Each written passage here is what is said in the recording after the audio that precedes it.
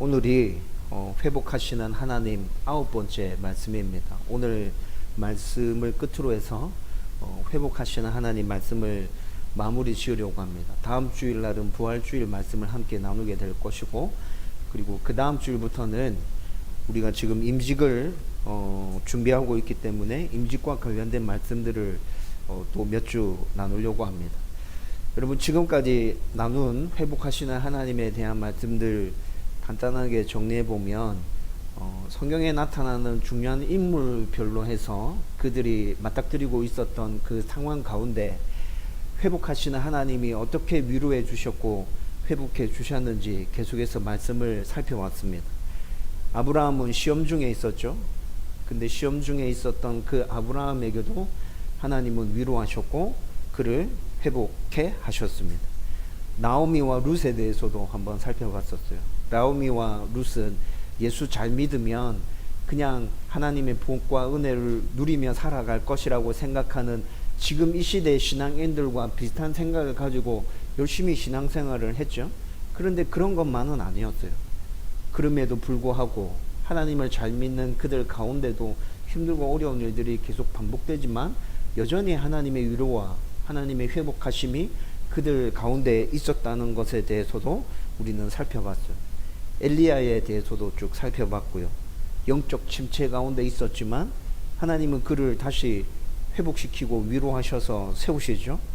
그리고 예레미야, 지난주에는 또 바룩에까지 이르기까지 쭉 하나님의 위로와 회복하심이 다양한 상황 가운데 처해 있는 그 모든 사람들 가운데 계속해서 임하고 있다는 것을 함께 말씀을 나누었어요. 오늘은 이 말씀을 마무리 지으면서 실패와 죄책감 가운데 쌓여져 있는 베드로에게 하나님의 위로와 회복이 임하고 있는 모습을 살펴보려고 합니다. 오늘 예배 시작하기 전에 오늘부터 해서 고난주간이 시작된다고 말씀드렸잖아요. 여러분, 고난주간을 생각할 때 성경에 나타나는 인물 중에 이 고난주간에 제일 많이 생각나는 사람이 누구냐고 물어보면 아마 예수님 그 다음으로 가룟 유다, 베드로, 성도들이 이렇게 답하지 않을까 생각합니다. 여러분, 고난주간에 왜 가룟 유다와 베드로가 성도들의 생각에 그토록 많이 떠오르게 될까요? 그들이 실패했기 때문이죠. 이 고난주간에 아주 중요한 실패와 실수를 저질렀고 큰 죄를 저질렀잖아요. 그런데 가룟 유다는 자기가 저질러 놓은 그 실수와 그 죄들에 대해서 수습할 생각 전혀 하지 않고 스스로 생을 마감함으로 성경 속에서 사라져 버렸어요. 그렇지만 베드로는 자기의 그 실패와 큰 잘못들, 그 죄들을 끌어안고 정말 처절하게 아파하고 힘들어하죠. 눈물 흘리죠. 예수님은 그런 베드로를 찾아가서 위로하시고 회복시키잖아요. 저와 여러분들이 오늘 함께 나누려고 하는 것은 베드로의 실패 가운데 찾아가신 그 예수님의 모습을 함께 살펴보려고 하는 것입니다. 분명히 베드로에게 찾아가신 예수님의 그 모습 가운데 그를 위로하는 그 모습이 담겨져 있고 그를 다시 일으켜 세우는 회복하심이 담겨져 있습니다. 저와 여러분들이 이 사실을 오늘 말씀을 나누면서 확인하고 나의 삶 가운데도 이 예수님께서 계속 찾아오시겠구나, 나를 위로하시고 회복시키겠구나, 그 믿음을 굳건하게 가질 수 있기를 주님의 이름으로 축원드립니다. 오늘 말씀을 나누기 전에 우리가 먼저 인정해야 되는 부분이 있습니다. 그 인정해야 되는 첫 번째는 우리는 모두 실패해서 낙심하고 좌절한다는 것입니다. 저와 여러분들은 모두 실패하고 죄를 저지르고 있고 그 때문에 낙심하고 좌절하고 있습니다. 우리는 이것을 인정해야 합니다. 이것이 인정되지 않으면 하나님의 위로와 회복을 경험할 수 없습니다. 그런데 사람들이 이것을 인정하는 걸 되게 힘들어하고 어려워합니다. 왜 그럴까요? 엄청난 각오와 용기와 결단이 필요하죠. 왜 그렇습니까? 뭔가를 많이 가지고 있고 사람들에게 많이 알려진 사람일수록 특히나 더 그렇죠. 여러분, 우리의 실수와 우리의 잘못을 인정하는 것은 반드시 사람들의 비판과 그리고 그에 합당한 책임 전가가 따라오기 때문에 그렇습니다. 이건 유명한 사람들뿐만이 아니라 일반인이라 할지라도 똑같은 것이죠. 내가 실수하고 잘못한 것에 대해서 솔직하게 인정하고 제가 그랬습니다, 미안합니다 라고 말하면 끝나는 것이 아닙니다. 그렇게 인정하고 난 다음에 내가 져야 될 책임이 있다면 그 책임을 지는 것까지 그 인정에 포함되어져 있는 것이죠. 그래서 사람들이 자기의 실수와 자기의 잘못을 인정하는 것을 되게 힘들어하는 거예요. 특히나 뭔가를 많이 가지고 있고 높은 지위에 올라 있는 사람들이 자기의 실수와 잘못을 인정하는 순간 사람들이 물고 뜯고 난리를 펴서 가지고 있는 모든 것들을 다 한순간에 날려버리고 잃어버릴 수 있잖아요. 사람들이 그런 것들을 생각하고 그런 것들을 예측하고 있기 때문에 쉽사리 자기의 실수와 잘못을 인정하지 않으려고 하는 것이죠. 이뿐만이 아니라 자기의 실수와 잘못을 인정했을 때 내면적으로 오는 충격은 또 얼마나 큽니까? 정말 잘해보려고 발버둥치고 애써왔는데 내가 실수했구나. 다른 사람들이 비판하지 않아도 혼자 내가 잘못하고 실수했다는 것만 깨달아도 우리는 낙심하고 좌절할 때 있지 않습니까? 아, 내가 이것밖에 못했나? 진짜 잘해보려고 그토록 애를 쓰고 발버둥 치면서 밤잠을 설쳐가면서 그렇게 했는데 일이 이렇게 돼버렸나? 여러분, 이것이 우리 스스로를 정말 힘들게 만들잖아요. 그래서 자존심이 아주 강한 사람도 자기의 잘못과 실수를, 자기의 범죄함을 인정하지 않으려고 합니다. 누가 들어봐도 논리에 맞지 않고 이치에 맞지 않는, 상황에 맞지 않는 이상한 변명들을 늘어놓으면서 그 상황들을 무마시키고 계속 넘어가려고 합니다. 여러분, 우리는 하루에도 몇 건씩 이런 모습들 계속 보고 있죠. 여러분, 이렇게 해서 그 잘못들을, 그 실수들을 무마시키고 넘어가면 어떤 일이 생길까요? 그 사람이 똑같은 잘못과 실수를 했을 때 상황이 어떻게 전개될 것 같아요? 똑같은 잘못과 실수를 그 다음에 또 범했을 때 그것을 인정하기는 더 어려워지겠죠? 더 어려워질 겁니다. 절대 인정하지 않으려 할 겁니다. 누가 봐도 잘못됐고 이상한 일인데도 끝까지 변명하고 그 변명이 통하지 않는다면 다른 모든 수단을 다 동원해서라도 무마시키고 넘어가려 할 것입니다. 여러분, 이런 일들이 계속 쌓이게 되면 그 사람은 결국 자기가 잘못한 것, 자기가 죄 지은 것에 대해서 인정하지 못하는 스스로의 함정에 빠져서 점점 망하게 될 거라는 거죠. 여러분, 그렇기 때문에 우리는 내가 실수하고 있고 잘못을 범할 수 있다, 죄를 지을 수 있는 존재다, 나는 연약하다 라는 것을 늘 인정할 때 하나님의 위로와 회복이 우리 가운데 다가오기가 훨씬 빨라지고 수월해진다는 것이죠. 여러분, 우리만 그렇습니까? 이 세상을 살아가고 있는 우리만 실수하고 범죄하고 연약함 가운데서 그렇게 살아가는 것인가요? 성경에 등장하는 수많은 인물들이 그런 모습으로 살았다고 우리 가운데 말씀해 주고 있죠. 인류의 조상인 아담과 하와가 실패했습니다. 정말 최적의 조건에서 살았던 인물 아닙니까? 아담과 하와만큼 완벽한 삶의 터전에서 살았던 사람이 이 세상에 누가 있습니까?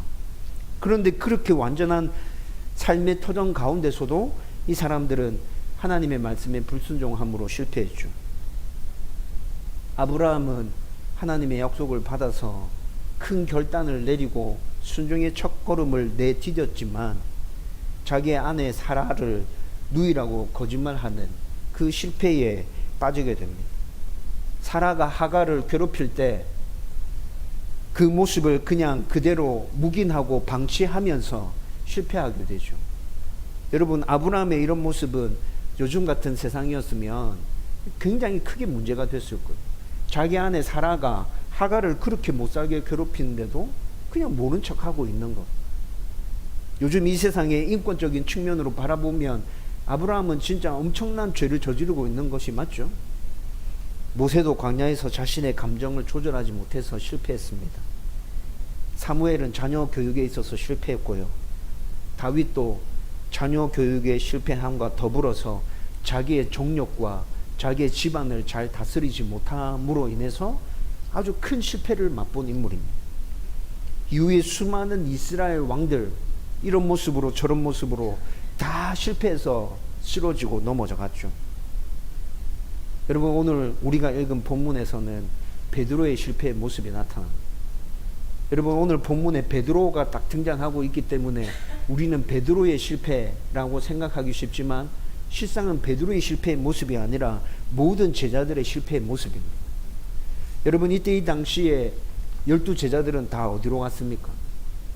마태복음 26장 35절 말씀에 보면 예수님께서 베드로에게 너가 오늘 나를 3번 부인할 거라 말씀하시죠.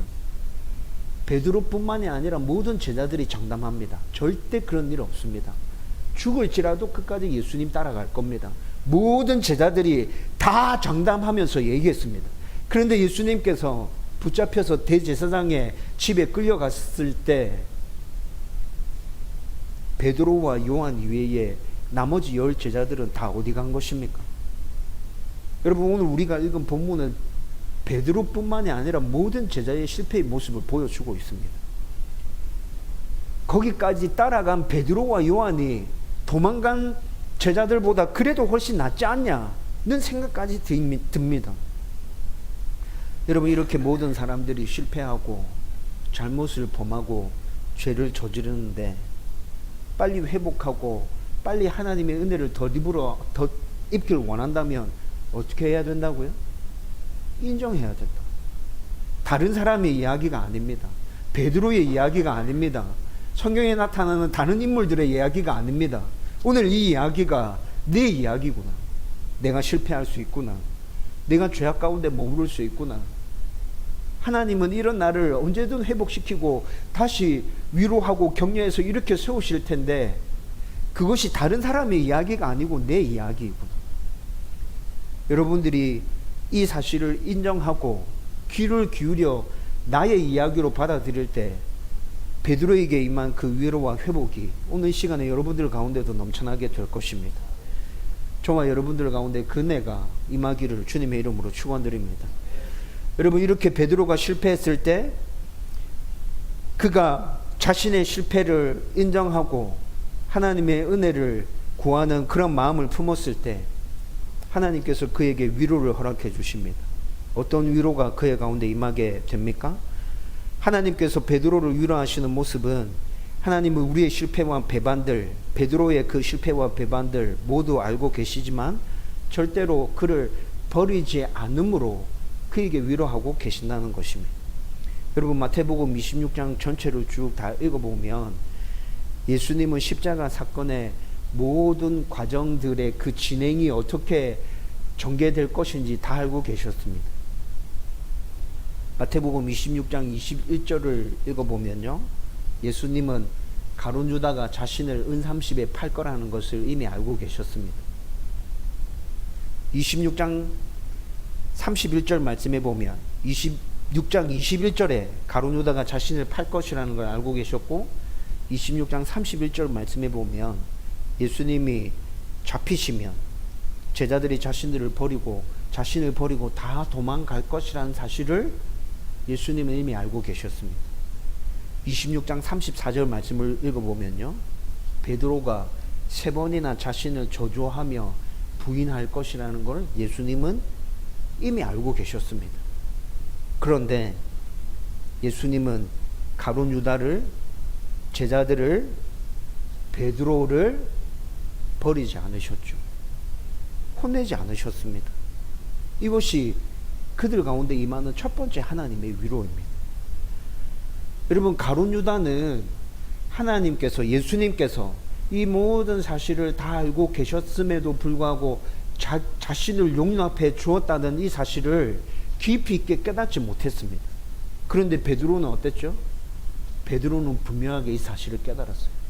예수님은 모든 것들을 다 알고 계셨음에도 불구하고 나를 품어주고 용납해 주셨구나. 나를 곁에 있게 하셨구나. 라는 걸 깨달았다는 것이죠. 어떻게 그것을 알 수 있습니까? 누가복음 22장 61절 말씀을 보면, 여러분, 오늘 우리가 읽었던 본문의 상황과 똑같은 상황이 누가복음 22장에 기록되어져 있습니다. 그런데 누가복음 22장 61절에는 좀 다른 이야기를 얘기합니다. 베드로가 예수님을 3번 부인했죠. 3번 부인하고 난 다음에 베드로의 눈과 예수님의 눈이 서로 마주쳤다고 얘기해 주고 있습니다. 여러분, 베드로가 예수님 모른다고 3번 부인했습니다.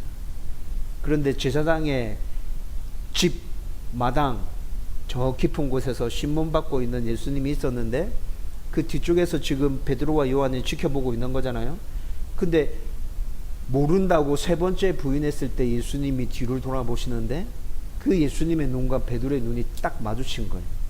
여러분, 그때 그 순간에 베드로는 깨닫게 된 것이죠. 무엇을 깨달았을까요? 예수님이 몇 시간 전에 너가 나를 3번 부인할 거야 라고 말씀하셨는데 내가 그때는 그 의미가 무엇인지 정확하게 이해하지 못했는데 지금 비로소 그 의미가 무엇인지 깨달아지는구나. 예수님은 진짜 모든 것들을 다 알고 계셨어. 내가 이렇게 부인할 것을 예수님은 알고 계셨어. 가룟 유다가 배반하고 예수님을 팔 것이라는 것을 이미 몇 시간 전에 그때 말씀하실 때 예수님은 다 알고 계셨어. 우리가 모두 예수님을 버리고 도망갈 것이라는 것을 예수님은 다 알고 계셨고, 근데 예수님은 그 6월절 만찬 자리에서 우리의 발을 씻기셨고 우리에게 떡을 떼서 먹이셨고 포도주를 따라서 우리에게 먹으라고 주셨고, 여러분, 지금 베드로가 눈과 눈이 마주치면서 느끼고 깨달아진 이 깨달음이 어떤 것인지 좀 느낌이 오세요? 감이 오십니까?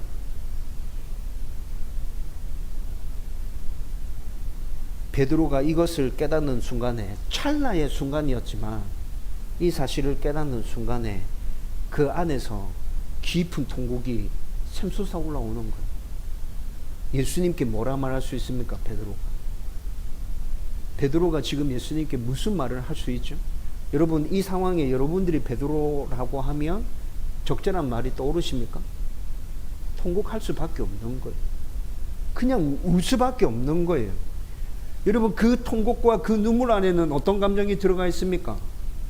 미안함과 죄송함과 송구함과 하나님의, 예수님의 그 무한한 사랑과 그 은혜에 대한 고마움과 모든 것들이 이 통곡 안에 다 포함되어 있는 것이죠. 여러분, 그리고 이뿐만이 아니라 베드로는 이 사실을 통해서 분명히 깨달아 알았습니다. 내가 어떤 모습일지라도 예수님은 절대로 나를 버리지 않구나. 내가 어떤 모습일지라도 예수님은 절대 나를 버리지 않아. 불과 몇 시간 전에 예수님은 내가 이렇게 부인하고 예수님을 저주할 것이라는 걸 다 알고 계셨음에도 불구하고 나의 발을 씻기셨어요. 나에게 먹이셨고 끝까지 자기의 곁을 내주면서 나를 품어주셨다. 이분은 절대 나를 버리지 않아요. 여러분, 이것이 베드로에게 엄청난 위로와 격려가 되었겠죠? 이를 좀 더 정확하고 분명하게 이해하고 싶다면 요한복음 13장의 말씀을 또 읽어볼 필요가 있습니다. 요한복음 13장 말씀은 6월절 만찬 자리에서, 마지막 6월절 만찬 자리에서 있었던 모습이 아주 자세하게 기록되어져 있습니다. 예수님은 제자들의 발을 씻기신 후에 가룟 유다가 자기를 팔게 될 것이라 말씀합니다. 그리고 얼마 지나지 않아서, 그 말씀을 하시고 난 다음에 얼마 지나지 않아서 예수님은 고난을 받으신 다음에 내가 너희들을 떠날 거야 라고 얘기합니다. 그런데 제자들은 도무지 예수님의 말을 이해하지 못합니다. 지금 이렇게 멀쩡하게 우리와 같이 함께 있는데 도대체 무슨 일을 겪는다는 것이고 도대체 어디로 떠난다는 거야? 제자들은 이해하지 못하죠. 그런데 예수님 또 계속 말씀하십니다. 베드로, 너는 나를 모른다고 3번이나 저주하며 부인하게 될 것이다. 이 이야기를 들었을 때 베드로뿐만이 아니라 제자들까지 절대 그런 일은 일어나지 않을 것이라고 장담하죠. 여러분, 이것이 요한복음 13장에 기록되어져 있는 내용입니다. 이 내용들이 쭉 전개되어지고 난 다음에 14장 1절에 예수님께서 난데없이 이렇게 얘기합니다. 너희는 마음에 근심하지 말라. 여러분 요한복음 13장에서 이런 모든 일들을 다 얘기하고 난 다음에 14장에 너희는 마음에 근심하지 말라 라고 얘기하고 계신다고요. 좀 전에 설명해 드린 것처럼 예수님은 지금 방금 너희 중에 하나가 나를 팔 것이다. 나는 모든 인류를 위해서 죽을 것이다. 그리고 곧 너희를 떠나게 될 거야. 베드로 너는 나를 모른다고 3번이나 부인하게 될 거야. 그런데 얘들아, 근심하지 마라. 겁먹지 마라. 놀라지 마라. 여러분 예수님께서 지금 제자들에게 이 얘기를 하고 계시는 거예요. 여러분 예수님 왜 이렇게 얘기하실까요? 예수님은 자신이 하려고 하는 일이 어떤 일인지 분명하게 알고 계셨습니다. 자기가 지금 걸어가야 될 이 길이 어떤 길인지 예수님은 분명하게 알고 계시는 것이죠. 제자들이 배반한다 할지라도, 버리고 도망간다 할지라도, 자기를 저주하며 모른다고 부인한다 할지라도 나는 이 길을 걸어가야 되고 나는 꼭 이를 이루어야 돼. 내가 그렇게 할 거야. 너희들이 어떤 모습이든지 상관없어. 나는 반드시 일을 할 거야. 그렇게 해야만 해. 그러니 너희들은 염려하거나 걱정하지 마라. 내가 묵묵하게 이 길을 걸어갈 거다. 지금 예수님께서 이 의미를 담아서 염려하거나 근심하지 말라고 얘기해 주고 계시는 거예요. 예수님은 신실하시고 미쁘신 분이십니다. 당신이 우리를 구원하기 위해서 해야 될 그 일들 끝까지 다 이루실 거예요. 다 이루셨잖아요. 그래서 근심하지 말라고 얘기하는 거예요. 너희들의 모습과는 아무 상관없다. 내가 끝까지 할 거다. 여러분 실패하셨습니까? 엄청나게 큰 잘못을 저질렀나요? 예수님께서 그런 우리에게 찾아오셔서 뭐라 얘기하실 것 같습니까? 너 왜 이랬니? 너 진짜 정신 똑바로 안 차릴래? 예수님께서 그렇게 말씀하실 것 같습니까? 제가 생각할 때는 근심하지 마라. 염려하지 마라. 네 모습이 어떻다는 것에 대해서 신경 쓰지 말고 나에게 집중해라. 너가 어떻든지 간에 나는 내가 해야 될 그 모든 일들 다 이루었다. 예수님께서 우리에게 이렇게 말씀해 주지 않을까요? 그리고 나만 바라보고 내가 보여줬던 모범에 따라서 가르쳤던 그 가르침에 따라서 순종하기 위해서 너가 애를 쓴다면 너는 좋은 하나님의 백성 될 수 있어. 분명히 예수님께서 우리 가운데 이렇게 말씀해 주실 것입니다. 저와 여러분들 가운데 이 위로의 메시지가 들려올 수 있기를 주님의 이름으로 축원드립니다. 여러분 이렇게 예수님은 베드로를 찾아오셔서 위로해 주셨죠. 그리고 난 다음에 이제 베드로를 회복시킵니다. 베드로를 어떻게 회복시키는지 오늘 말씀 가운데 또 사복음서 여러 부분들을 찾아보면서 함께 살펴보십시다. 먼저 첫 번째는 예수님은 베드로를 위해서 기도하셨습니다. 여러분 오늘 우리는 마태복음의 상황 말씀을 읽었는데 지금 제가 누가복음, 요한복음 여러 복음서에 같은 기록을 담고 있는 부분들을 가지고 지금 설명해 주고 있죠. 여러분 누가복음 22장 31절 32절 말씀에 보면 예수님께서 베드로가 부인하기 전에 6월절 만찬 자리가 열리기 전에 분명히 그를 위해서 기도하고 계셨음이 나타납니다. 누가복음 22장 31절과 32절 말씀 제가 읽어 드릴 테니까 한번 읽어 보십시오. 시몬아 시몬아 보라 사탄이 너희를 밀가부르듯 하려고 요구하였으나 그러나 내가 너를 위하여 내 믿음이 떨어지지 않기를 기도하였노니 너는 돌이킨 후에 너 형제를 굳게 하라. 누가복음 22장 31절과 32절 말씀이 이렇게 기록되어져 있어요. 그리고 난 다음에 예수님께서 베드로에게 너가 3번 부인할 것이라 얘기하는데 베드로가 장담하면서 절대 부인하지 않습니다. 얘기하고 있죠. 누가복음 22장을 읽어보면 사건의 스토리가 그렇게 전개되어지고 있습니다. 좀 전에 말씀드렸잖아요. 예수님은 베드로가 부인할 것이라는 사실을 다 알고 계셨다고. 그래서 예수님이 베드로를 위해서 기도하십니다. 베드로뿐만이 아니라 제자들을 위해서 다 기도하셨겠죠? 그런데 베드로를 위해서 기도할 때 하나님, 믿음이 떨어지지 않게 해주십시오. 베드로가 3번이나 나를 부인할 때 굉장히 충격일 겁니다. 자기가 무슨 일을 했는지 알게 될 때 진짜 엄청난 충격이 그의 가운데 몰아닥칠 겁니다. 그때 하나님, 베드로의 믿음이 떨어지지 않게 해주십시오. 예수님께서 미리 이렇게 기도하셨다는 것이죠. 예수님의 이 기도 덕분에 베드로는 그의 장담과 용기에 있어서는 실패했습니다. 베드로가 장담한 거 지키지 못했죠. 베드로가 용기를 내야 되는 순간에 용기를 내지 못했잖아요. 실패했어요. 그런데 예수님의 이 기도 덕분에 믿음에서는 실패하지 않았습니다. 믿음은 떨어지지 않았어요.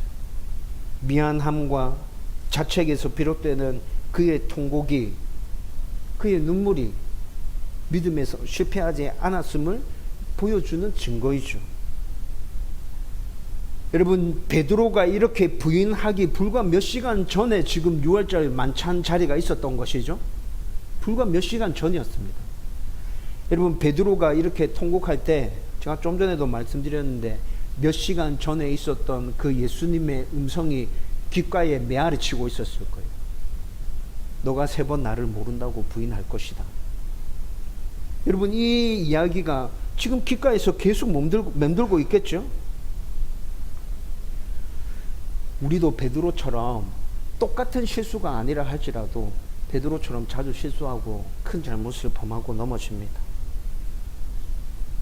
그때 예수님 여전히 근심하지 말라고 말씀하신다. 우리에게도 똑같은 말씀을 하신다. 제가 말씀드렸잖아요. 그리고 난 다음에 예수님, 당신을 믿으라고, 자기를 믿으라고 얘기하실 거예요. 우리가 예수님을 처음 믿겠다고 결정하고 선택했을 때 그리스도인의 삶이 시작되었죠. 예수님을 나의 구주로 받아들입니다. 내가 그분을 온전히 신뢰하고 믿습니다. 라고 결단을 내렸을 때 그리스도인의 삶이 시작된 거잖아요. 근데 그리스도인의 삶을 그렇게 살아가다 보면 자주 실패하고 큰 잘못을 저지르게 된다고요. 근데 그때마다 하나님께서, 예수님께서 우리에게 요구하시는 건 뭡니까? 너가 처음에 결단했던 그 모습처럼 다시 나를 바라봐. 다시 나를 붙들어. 다시 믿어. 그 믿음 가운데 일어서. 라는 것을 계속 요구하신다는 것이죠. 이렇게 요구하시면서 예수님은 지금 우리를 위해서 무엇하고 계십니까? 하늘 보좌 우편에서 기도하고 계시죠. 베드로를 위해서 기도하셨던 그 예수님은 우리를 위해서도 동일하게 하늘 보좌 우편에서 기도하시면서 너는 끝까지 나를 신뢰하고 나를 믿으며 따라와 라고 계속 말씀해 주고 계신다는 거예요. 예수님은 신실하시고 진짜 미쁘신 분이 맞습니다. 베드로는 이 사실을 분명하게 알았죠. 깨달았죠. 그래서 그의 가운데 회복이 일어나게 된 거예요. 두 번째로 예수님은 당신을 향한 베드로의 사랑을 다시 확인시키고 사명을 부여해 주십니다. 요한복음 21장 15절에서 19절까지 말씀을 읽어보면 이 부분도 자세하게 나타납니다. 여러분, 그런데 예수님께서 베드로에게 사랑을 묻고 확인하는 부분들은 이미 저와 여러분들이 잘 알고 있는 사건이죠. 실패하고 큰 잘못을 저질러서 진짜 면목이 없어서 베드로는 갈릴리로 다시 고기 잡으러 갑니다. 여러분, 베드로의 마음이 충분히 이해가 되죠. 베드로가 갈릴리로 고기 잡으러 갔을 때 베드로는 부활하신 예수님을 한 3번 정도 이미 만났다고요. 근데 부활하신 예수님을 그렇게 만나고 난 다음에 갈릴리로 고기 잡으러 간 베드로, 도대체 이 사람이 무슨 생각을 하고 부활하신 예수님을 만났음에도 불구하고 갈릴리로 고기 잡으러 갔지? 여러분, 근데 조금만 생각해 보면 베드로의 마음이 이해되잖아요. 진짜 예수님 앞에 다시 설 면목이 없는 거예요. 너무 죄송하고 너무 미안한 거예요. 그래서 더 이상 그분을 따를 수 없다 생각하고 있는 거죠. 자기에 있는 자격이 없다 생각한 거예요. 나는 예수님을 따를 자격이 없어. 깜냥이 되지 않아. 예수님 차라리 나를 만나지 않는 게 훨씬 예수님께 좋을 것 같아. 베드로는 지금 이렇게 생각하고 있는 거예요. 그런데 예수님께서 이런 베드로를 먼저 찾아가십니다. 그리고 예수님께서 찾아가셔서 하신 일은 뭡니까? 그의 마음 가운데 예수님을 향한 사랑이 담겨져 있다는 것을 다시 확인시킵니다. 여러분, 베드로가 면목이 없어서 예수님을 더 이상 따를 수 없겠다 생각한 것이 진짜 그 안에 있는 뭔가 엄청난 생각들이 막 요동치고 있기 때문에 그런 게 아니라 예수님을 정말 사랑하고 있기 때문에 그런 생각을 하고 있다는 것이죠. 예수님이 그것을 다시 확인시켜주고 싶으신 거예요. 예수님이 베드로에게 했던 질문은 뭐죠? 간단하잖아요. 네가 나를 사랑하느냐? 똑같은 질문 3번 하시죠? 네가 나를 사랑하느냐?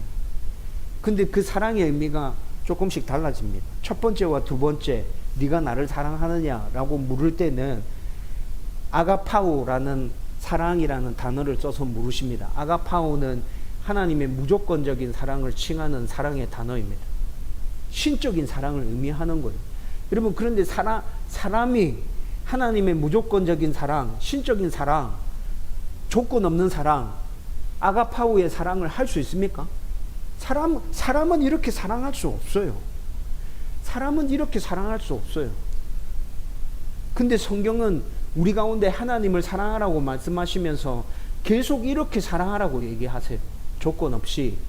하나님이 너희를 사랑하신 것처럼 너희도 하나님을 그렇게 사랑해야 돼 라고 계속해서 말씀하시죠. 그리고 하나님께서 너에게 부어주신 그 사랑을 힘입어서 너희들도 하나님을 그렇게 사랑한다면 무조건적인 신적인 이 사랑을 할 수 있게 될 거야. 성경은 이렇게 얘기해 주고 있어요. 그런데 그 사랑을 할 수 있을 거야 라고 말씀하고 있는 그 성경의 말씀도 결국에서는 천국에서 하나님과 영원토록 함께 살게 될 그날 이 사랑이 완전하게 이루어질 거야 라고 말하고 있다는 것이죠. 이 세상에 발을 딛고 살아가고 있는 저와 여러분들에게는 아가파오의 사랑, 하나님의 사랑, 신적인 사랑은 정말 그렇게 하나님을 사랑하고 싶고 그 사랑으로 하나님과 친밀하게 교제를 나누고 싶은 그 갈망과 소망이 엄청나게 솟아나고 있다 할지라도 여전히 이곳에서는, 이 땅에서는 이루어질 수 없는 그런 사랑이라는 것입니다. 근데 예수님께서 이런 의미의 사랑을 담은 것으로 질문합니다. 너가 나를 사랑하느냐? 베드로가 아주 조심스럽게 답하죠. 네, 주님, 제가 주님 사랑합니다. 세 번째는 어떻게 질문합니까? 세 번째, 너가 나를 사랑하느냐? 똑같은 질문인데 여기서 사용되어 있는 사랑의 단어는 필레오의 사랑입니다. 친구 간의 우정, 가족 간의 그 사랑, 이런 거. 여러분, 흔하진 않지만 필레오의 사랑은 사람들 사이에서도 가능한 사랑입니다. 부모가 자녀를 위해서 자기의 생명을 희생하죠.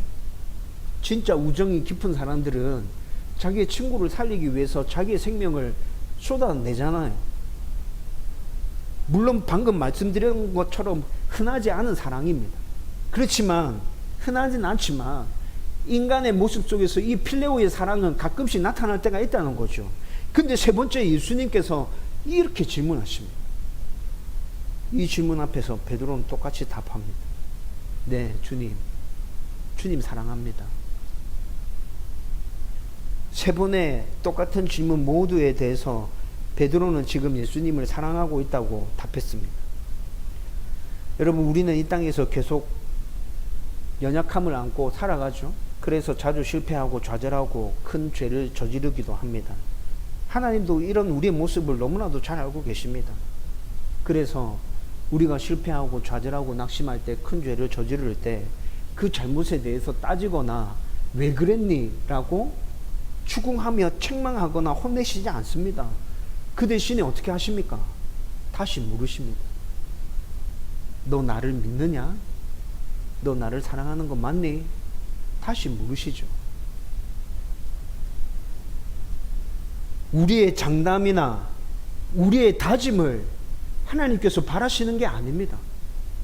그냥 우리가 하나님을 사랑한다는 그 대답을 확인하고 싶어 하시는 것입니다. 우리 안에 하나님을 향한 그 사랑이 담겨 있다는 그 모습을 우리 스스로 깨닫게 해 주시려고 그 질문을 우리 가운데 던지신다는 것이죠. 건강한 교회를 세우기 위하여 애쓰고 몸부림치고 있는 저와 여러분들에게 하나님은 이 예배당 안에 성도들로 가득 채워라, 네 그렇게 할 수 있겠니? 라고 묻지 않으신다고. 왜 이것밖에 못하니? 나를 향한 사랑이 이만큼이니? 그렇게 묻지 않으신다고. 설사 우리가 실수하고 실패하고 좌절하고 낙심하고 큰 잘못을 저질러서 그렇게 깊은 수렁 가운데 허덕이고 있다 할지라도 예수님은 우리 가운데 찾아오셔서 너가 나를 사랑하고 있는 거 맞지? 그러면 됐어. 그러면 된 거야. 라고 우리를 위로하시고 격려하시며 다시 회복시켜 주신다는 것입니다. 그리고 우리 가운데 하나님을 사랑하고 있다는 마음이 분명히 있음을 확인할 때 예수님은 다시 사명을 허락해 주신다는 것이죠. 내 양을 먹이라. 우리의 어떠함 때문에 하나님께서, 예수님께서 다시 이 사명을 허락해 주시는 겁니까? 아니요. 우리의 어떠함 때문이 아닙니다.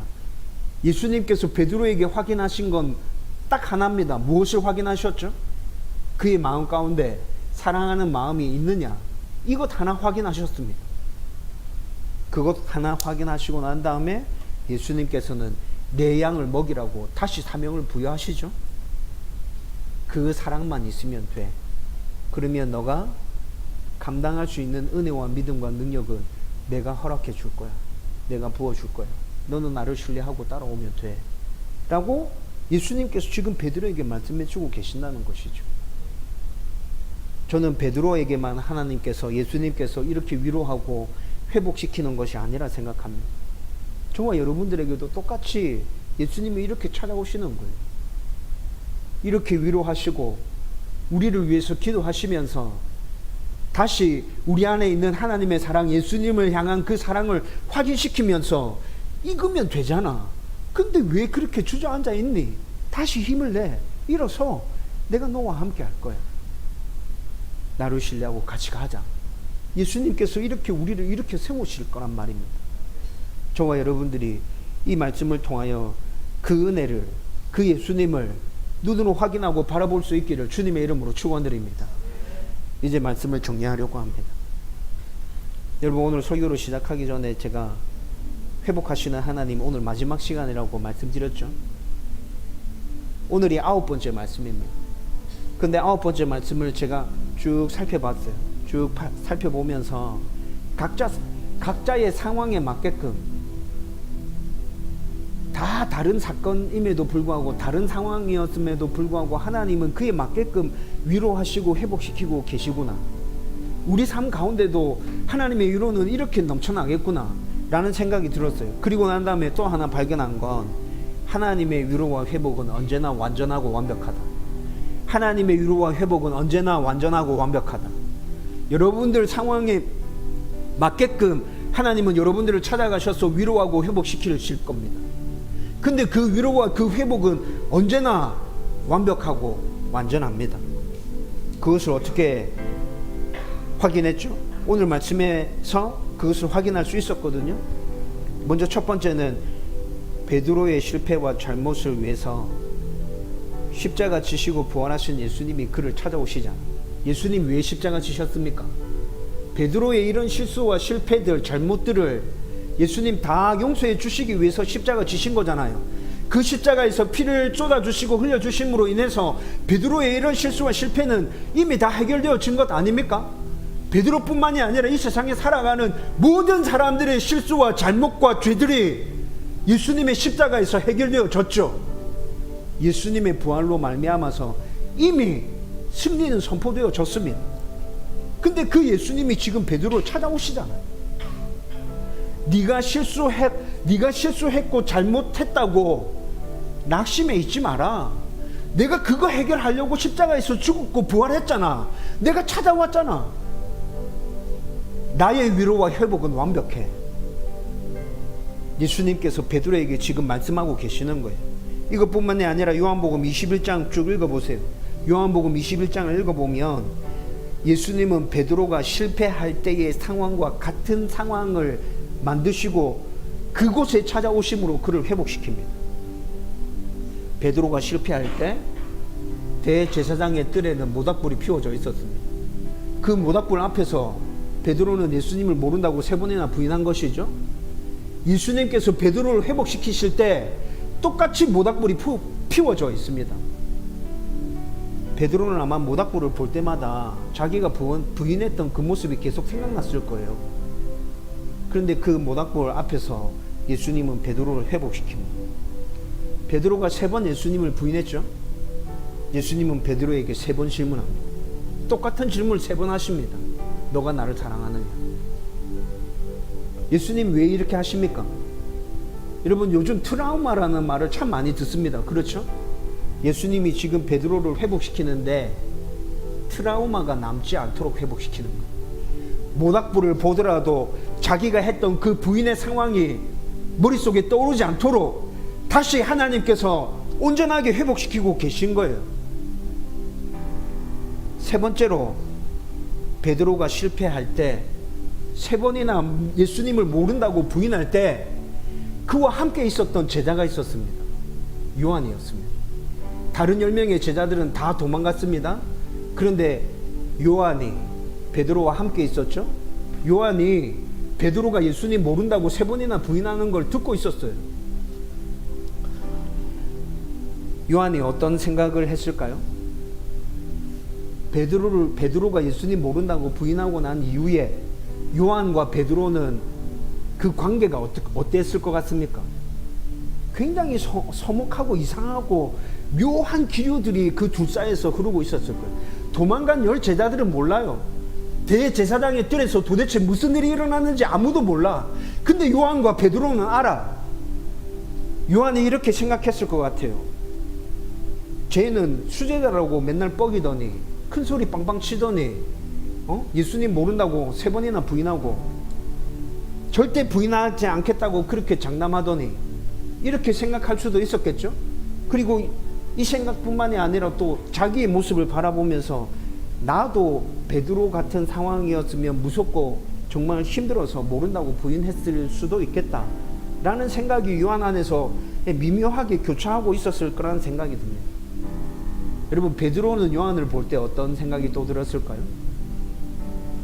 자기의 모든 치부가 다 드러났다는 생각을 하고 있었겠죠. 요한이 지금 다 봤잖아. 자기의 모든 치부가 요한 앞에서 그대로 다 드러나는 거예요. 그런데 예수님께서 지금 요한이 있는 곳에서 베드로에게 묻고 있습니다. 너 나를 사랑하니? 선뜻 대답하지 못해요. 왜 그랬을까요? 요한이 있으니까. 자기가 부인하는 모습을 다 지켜본 요한이 있으니까. 선뜻 대답하지 못하고 쭈뼛쭈뼛 하면서 대답하죠. 근데 그 대답 안에 진심이 담겨져 있습니다. 첫 번째, 두 번째, 세 번째 모두 다 그랬습니다. 요한이 알았을까요? 몰랐을까요? 베드로의 대답 안에 진심이 담겨져 있구나. 제가 진짜 예수님 사랑하는 게 맞구나. 그때 그 부인은 진짜 어쩔 수 없어서 그냥 그렇게 한 것이구나. 여러분, 예수님의 위로와 회복은 이렇게 완벽한 것이라고. 여러분, 오늘 말씀의 핵심은 이런 것입니다. 어떤 실패와 잘못 가운데서도 예수님을 온전히 사랑하기 위해서 우리는 계속 몸부림치면서 그분의 위로와 회복이 완전하다는 것을 믿음으로 받아들이면 된다는 것이죠. 저와 여러분들이 이 믿음을 가지고 살아간다면 우리는 날마다 하나님의 위로와 회복을 경험하면서 살아갈 수 있게 될 겁니다. 이런 은혜가 넘쳐나기를 주님의 이름으로 축원드립니다.